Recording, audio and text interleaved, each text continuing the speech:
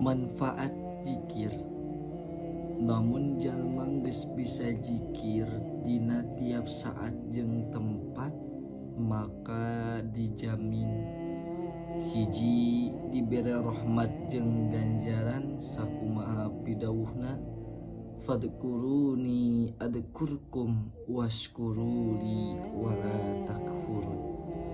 Nu kaduana bakal dipasihan katentreman hate anu jadi udagan sakabeh manusia nalika hirup nyaeta hayang senang. Timbulna kasenangan tina hate, lamun hatena tentrem pasti hirupna oge bakal senang. Namun sabalikna lamun mah hatena tagiwur, loba pikiran lamun mah aya kasenangan, sedengkeun ari timbulna katentreman teh eta dina hate. Nu katiluna bakal nolak ka sakabeh anu rek nganyirikeun. Jalma anu geus zikir ka Allah dina setiap saat jeung saban tempat tegasna geus bisa tobat jeung ibadah salawasna ka Allah, eta jalmi bisa disebut waliullah.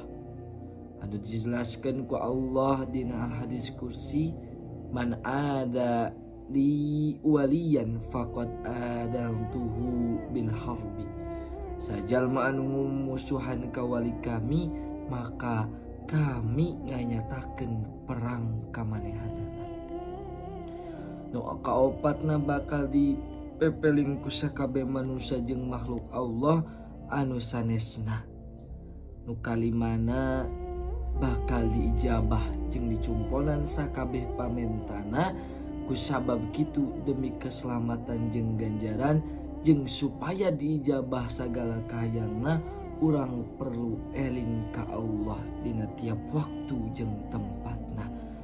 Margi jalma anu teu zikir atanapi teu eling ka Allah, pasti hirupna teh bakal katalanjuran dina kasalahan jeung dina akhlak anu goreng. Sabab dina hatena teu aya rasa sieun kanu jadi